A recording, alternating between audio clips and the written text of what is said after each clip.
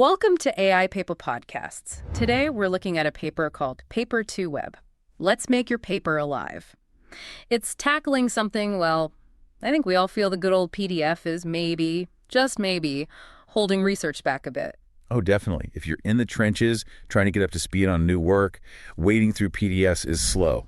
It's static. You lose information, right. And things like accessibility, interactive demos, videos, they're just not really part of the standard PDF world. Exactly. So this paper introduces something called the Paper2Web task.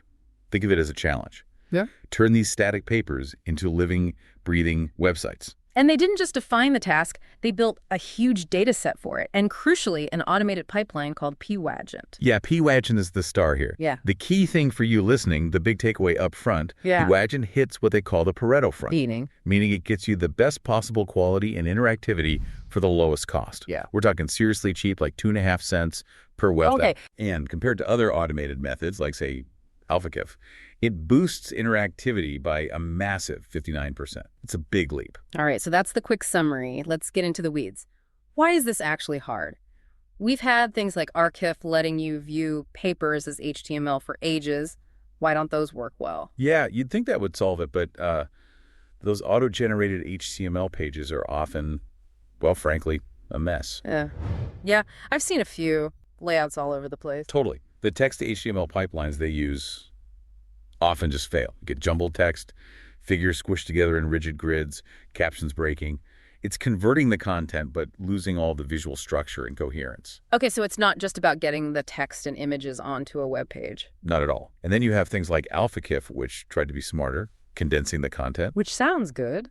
It is, a bit, but the result is still largely static. You don't get rich interactivity, and the original authors don't really have control over multimedia presentation. It's still quite limited. And just throwing a big LLM at the whole PDF directly doesn't work either.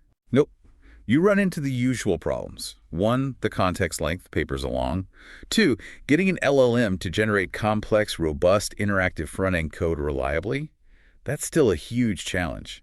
So existing methods are either messy, too static, or struggle with the complexity. Pretty much. And that's the gap this Paper2Web framework and P-Wagent are designed to fill. They needed something that could handle the length and create something visually coherent and interactive. Makes sense. So before building the solution, P-Wagent, they first needed to define what good actually looks like. Tell us about this Paper2Web benchmark data set they created. Right. You can't measure success without a benchmark. They put a lot of effort into this. They sourced papers from all the top AI conferences, ICML, NeurPS, ICLR, you know, the ones from 2020 to 2025. Okay, a solid base of relevant papers. Then the hard part, finding the actual project websites humans made for these papers. They searched links in the papers, GitHub readmens. That sounds noisy. Lots of irrelevant links, I bet. Exactly. So they used an LLM to filter the likely candidates, and then crucially, human verification to nail down the single canonical project URL for each paper. They ended up with over 10,000 paper website pairs. That's a seriously validated data set. And what did looking at these human-made sites tell them? Why did they feel this task was so necessary? It really highlighted the problem. They audited about 2,000 of these sites and found, get this, over 42% were still completely static. Just text and images, basically a glorified PDF. Wow, nearly half. Yeah. And while quite a few, maybe 39%, did include some multimedia-like videos, true interactivity, like dynamic charts, explorable models, that kind of thing, was really rare. Less than 10% had high interactivity on its own. So even when researchers do make websites, they often aren't fully leveraging the medium. Correct. Especially in fields like computer vision where you'd expect more demos. There's a clear demand and need for better tools to make interactivity the default, not the exception. Okay, the problem is clear. The benchmark is set. Let's talk P-Wagent. How does this pipeline actually automate the process? You mentioned it's a multi-agent system. Yes, and it leans heavily on something called the Model Context Protocol, or MCP. Think of MCP as the shared brain or workspace for all the different agents involved. Okay, so what's the first agent do? Step 1 is paper decomposition.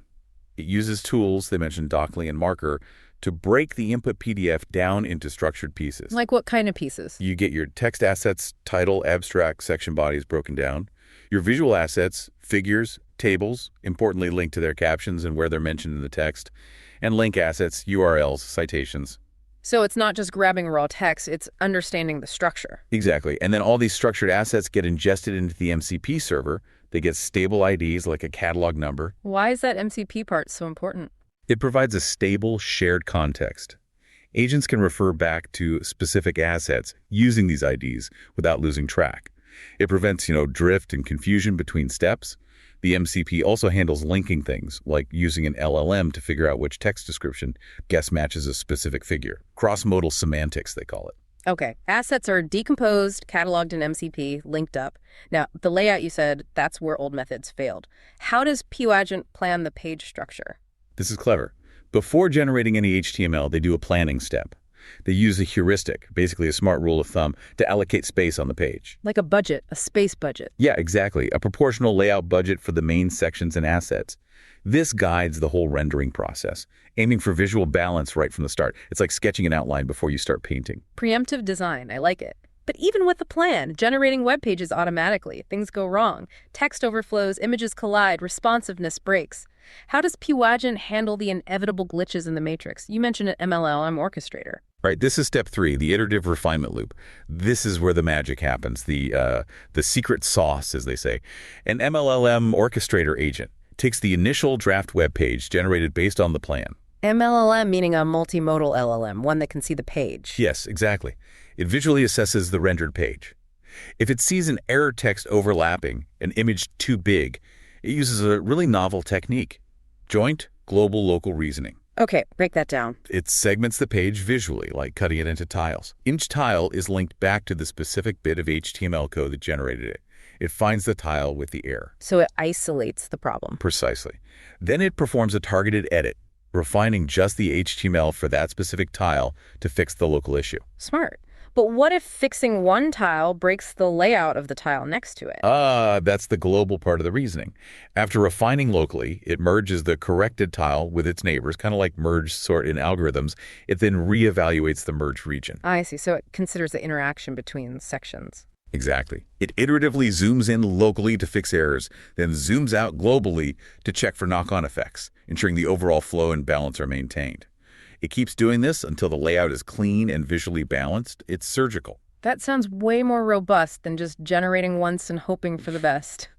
Okay, this explains the quality claims. Let's talk evaluation. How did they prove P-Wagent is actually better? They used a comprehensive suite of metrics, really trying to capture the user experience, not just count words or images. What were some key metrics? Well, they looked at connectivity. Are the links valid, internal, and external?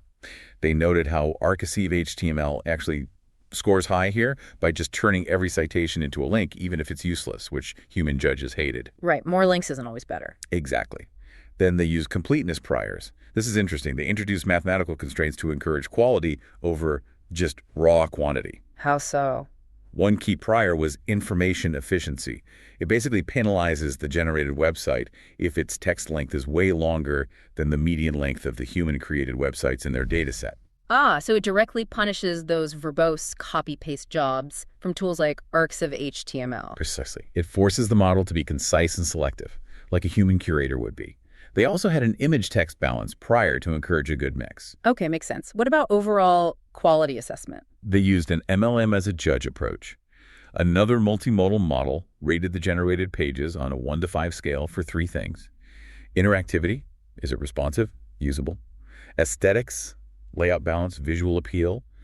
And informativeness, is it clear, coherent, deep? And how did P-Wagent stack up? It came out on top among the generative methods. It achieved like 91% of the ground truth human quality on aesthetics, 94% on informativeness, and that big number again, a 59% improvement in interactivity score over AlphaKist. That really shows the power of the agentic refinement loop for creating dynamic elements. That's impressive. They also had something called PaperQuiz, right? To measure actual knowledge transfer. Yeah, I thought this was really cool. They wanted to know, does the website actually help someone understand the paper better? How'd they measure that? They auto-generated 50 questions about the source paper, half verbatim recall, half requiring interpretation. Then they had an MLLM act as a reader, trying to answer these questions based only on a screenshot of the generated web page. Just a static screenshot. Yep. And remember that conciseness penalty based on text length. They applied it here, too. Verbose pages got penalized. So P-Wagent being concise and well-structured. Exactly. It maintained the highest score even after the penalty.